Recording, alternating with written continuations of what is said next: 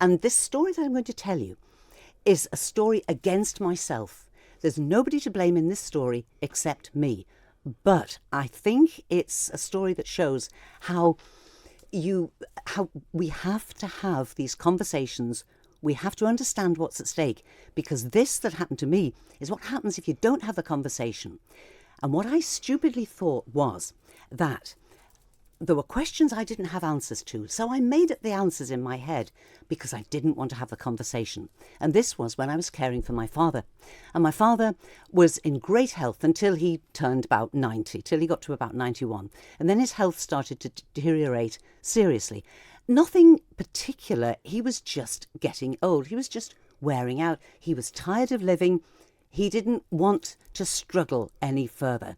And he had lots of tests and various conditions were identified. He was in heart failure. He had a blocked carotid artery. Some of his vertebrae were collapsing. He was in a lot of pain. He became bedridden. But I had the whole thing worked out in my head. He was living with me, and I thought, well, he's living with me. I'm taking care of him. And the only reason that I could keep him at home and look after him and keep him as comfortable as was reasonably possible was that I had wonderful support from our district nurse team. And this was how I first met Sue Wilson, who at that time was looking after our district nurses in the north of the island. And they were coming regularly. They were always on hand. If I wanted to ring up, I could always speak to somebody if I had any query. And the first thing I told myself was that talking to the district nurse is the same as talking to a doctor. So I kind of parceled that one away. Now, bear in mind, I'm telling this story against myself, not blaming anybody else. So my father's condition continued to deteriorate as just because of the passage of time. A few years go by. He hated his state of health. He wanted to just slip away. He'd had enough. He was tired. He'd had a great life. He was the first to say that he had a great life, and he just wanted to slip away. When he did actually die one morning, and I was told that because of his condition it would be sudden, and it was. When he died, I rang up the medical centre. There were no doctors available because they'd all gone to a colleague's funeral. And so I was advised by the person on duty to ring for an ambulance.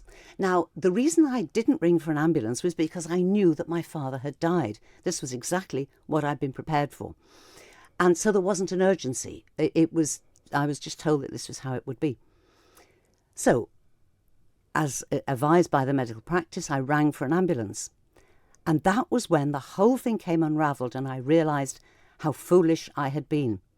Because the paramedics arrived. They didn't know how long my father had. I could roughly tell them how long it was since he had collapsed.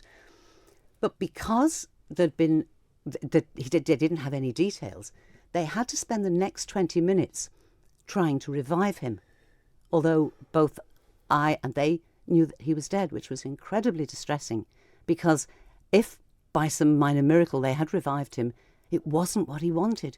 He would have been utterly distraught because his health would just have been further compromised. But because in the legal terms it was an unexplained death, the police had to come. The police had to stay in the house until my father's body was taken away. And it was taken away not by an undertaker. It was taken away by a coroner's team of people in very, very distressing and undignified circumstances.